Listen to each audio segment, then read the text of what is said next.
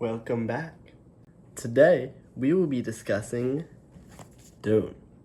As the second movie recently came out, I thought I would make a spoiler-free review, focusing on what I liked, what I didn't like, and if you should read books 1, 2, and 3 of Dune. So let's get into it. Starting with book 1. What I like about book 1. The beginning of this book is incredible. There's a very engaging opening in this book, and it just immediately throws you into the politics and the tension in this world. There's also a great introduction to the characters, I believe, in the beginning of this book. Talking about characters, I love the main character, Paul. He is given Bene Gesserit training, and for those of you who haven't watched the movies, the Bene Gesserit is a sort of faction, and I'll talk a little bit more about them later, but they have provided Paul with expert combat skills and intelligence, and somehow he has heightened abilities to where he's near superhuman level. But even with these skills, he is reluctant to accept his role as the Messiah because he does not want a war in his name. There is also intense growth for Paul, but it is believable. Frank Herbert does a great job with Paul. Everything about him just evolves in these books, and I love it. Another character I really like is Aaliyah. Aaliyah is just so unique from birth that every time a sentence is talking about her or she is in a part of this book, I just love it. She's just such a great character. I also find Lady Jessica, Paul's mother, to be very interesting, as her loyalty is split between her family and the Bene Gesserit, which is one of the factions that she's a part of. And it's also interesting to see her influence on Paul throughout this book, and how some of that influence comes from the Bene Gesserit. This book also has very strong characters. Some of my favorites being Paul's father, Duke Leto, and Stoker. So that's it for characters. As for the world building, oh my goodness.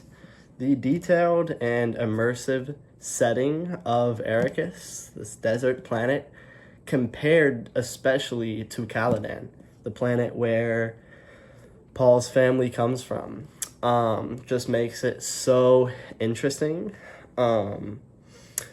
Also, the significance of spice and the intricacies of the political factions in this book, like the Freemen, like the Great Houses, like the Bene Gesserit, are just super interesting. And another aspect that makes it interesting is kind of the vagueness that Frank Herbert will provide, where it's just enough information to catch your attention, but still leave you with a lot of questions about each of these factions, especially the Bene Gesserit. Moving on, the themes in this book, oh my goodness. I mean, the themes are what I love about this book so much. The most prominent being fear. There's a mantra by the Bene Gesserit that is, fear is the mind killer. And mastering fear is just woven throughout this entire book. It is a tool for mental discipline to maintain control of oneself. And it's so interesting how important fear is.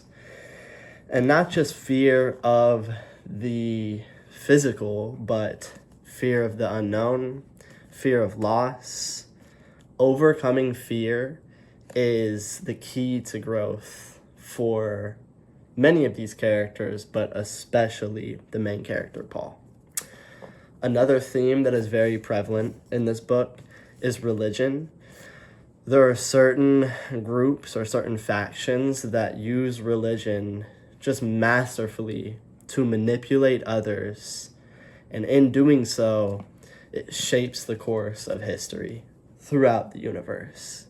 And it's just so interesting to see the politics that come into play with religion, because when you're shaping religion to influence the future, in a way, it is politics. And there are politics aside from religion as well that come to play in this book as well. Another thing that I love about this book is the philosophy. There is deep, deep philosophy in this book that at times I would read and reread and still not fully understand what I'm reading. But I love it. One of those being the idea of destiny versus free will. Paul has this deep burden of prophecy. And when he tries to resist his destiny, all it does is just bring him closer to the destiny that is coming regardless. And at a certain point in this book, he begins to feel like he has no control over his fate. And it kind of just leads him to accept his destiny. And it poses an interesting question, which is debated to this day, of is free will an illusion? It's a very interesting topic. Another interesting idea that came from this book was the price of knowing the future. Especially for Paul, it brought about isolation and loneliness to know the future. So yeah, as for what I didn't like about Dune, it can tend to have a very dense prose. And what I mean by that is the complexity of the writing can sometimes be too much. This is an old book. Also, there can be information overload at times where there's just a large amount of lore that can be just overbearing and a little too much at times, which ends up like really slowing the pace down of this book. Also, what I didn't love about this book were the depth that it would go. Sometimes the abstract themes in this book would be dived into a little too deep at times, and I would reread paragraphs. And sometimes I liked it, and sometimes it was a little too much for me. So it might be a bit challenging for readers who prefer a more action-driven narrative. As for who should read Dune, I believe if you're a fan of epic world building, this book is perfect for those who enjoy richly detailed worlds and intricate political systems. So another series that comes to mind is Game of Thrones. I haven't read it yet, but I've heard it is very political. If you have read and loved Game of Thrones, I have a feeling you will love Dune. You should also read Dune if you are a philosophical or a thoughtful reader. It's great for people who appreciate complex themes like fear, like religion, like power. It takes concepts like presence, which allows you to see into the future with the spice. That is a material that's very needed in this world. And it takes those concepts and expands upon them super, super deeply. But I also think you should read this book if you're a sci-fi or a fantasy fan who's looking for a challenge. You don't have to be a deep philosophical thinker to read Dune. This was the first fantasy or sci-fi book I have read in my entire adult life, and I loved it. I'm not a big philosophical reader, but it made me think deeply. So if you like sci-fi or fantasy and you're looking for a thought-provoking challenge, then you'll be rewarded with this story. Moving on to Dune Messiah, second book. What I like about this book is the character development. It has a more introspective focus on the burden of prophecy, like I was talking about earlier with Paul. And it really explores the consequences of the destiny that he obtained, the power and leadership he obtained as well. There are themes of consequence in this book, I think. There is a burden of immense death and sadness for Paul, and it kind of makes him numb. And you can understand why, honestly. I also loved the ending of this book. Oh my goodness. This book is not very fast-paced, but the ending is incredible. There is amazing action, and at the end of this book, I somehow felt pity for someone that I dislike, which I didn't even know was possible, to be honest. It was very interesting. As for what I don't like about Dune Messiah, it is slow-paced. As I talked about earlier, there is very minimal action in this book. It is more of a wrap-up of the first book. It's a lot more philosophical discussion, a lot more conclusions to the action that happened in the first book, which makes it a lot slower. Another thing I didn't really like about this book was how narrow the focus was on Paul. It didn't really discuss... it discussed other characters, but I would have liked a more detailed conclusion or more growth from some of the other characters. And this was heavily focused on Paul, which I liked, but also wanted more of other characters as well. But it is a small book. So, as for who should read Dune Messiah, everyone. Everyone that has read the first book should read Dune Messiah. I think it is necessary. It wraps up this first book perfectly. And I think that the ending of this book, you could stop here and never read any other books in the series and be completely fine. I think everyone that reads the first book should read Dune Messiah. Moving on to Children of Dune, the third book in the series. As for what I like about this book, the new generation. The children are twins. I will not get into spoilers about who they are, but I love their interactions between each other especially. Also, when you get to see their plots versus the plots of other factions in this world, who these other factions kind of just ignore them and look over them because they're children, they're very young.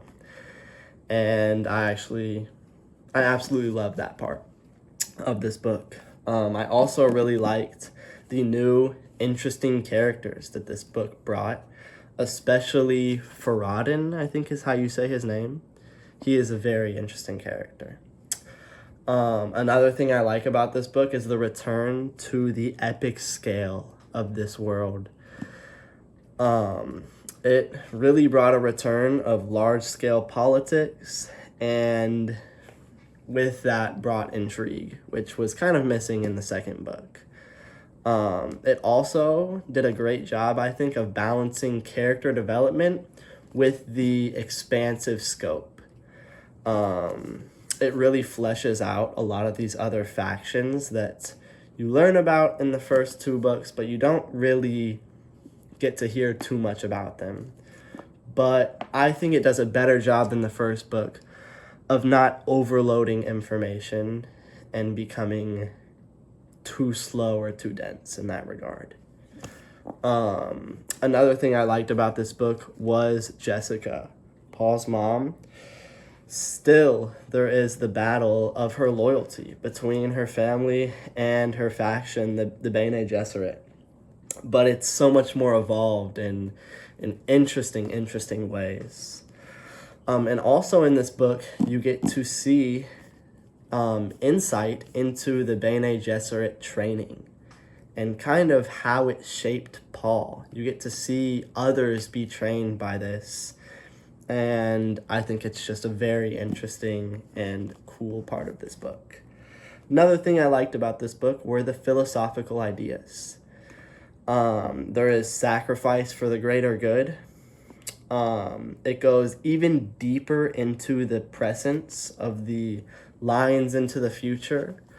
There is philosophy on the ethics of control and government. And something I found very interesting in this book was that nearly every character in power seemed to agree that the end justifies the means, which is a very interesting thought, especially when the means are so brutal.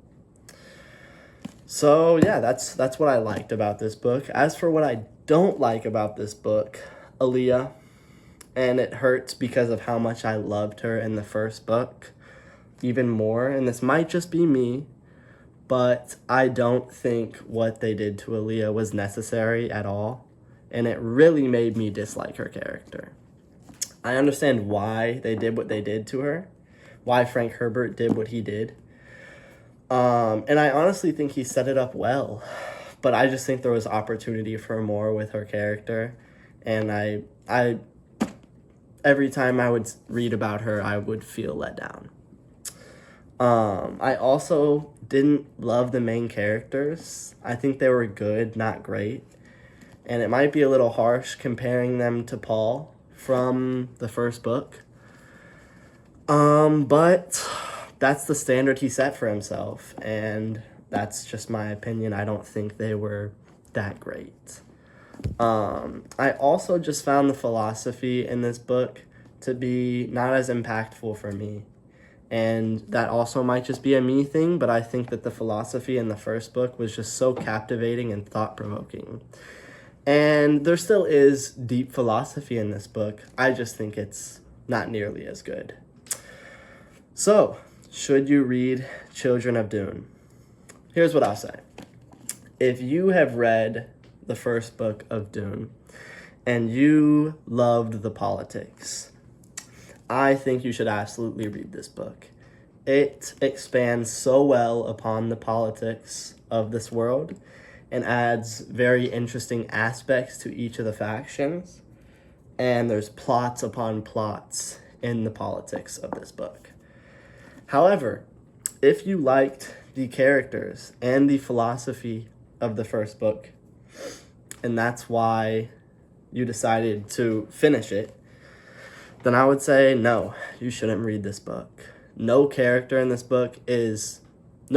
comes close to Paul. And the philosophy in this book just isn't that meaningful. So in conclusion, pros and cons of this series. There's rich world building. There is philosophical depth and meaning in these books, and very complex characters. However, it can be dense and very challenging at times. So in conclusion, if you're a fan of epic worlds, politics, philosophy, or a sci-fi or fantasy fan that is up for a challenging read, I would absolutely recommend you at least read the first book of the Dune series. Thanks for listening.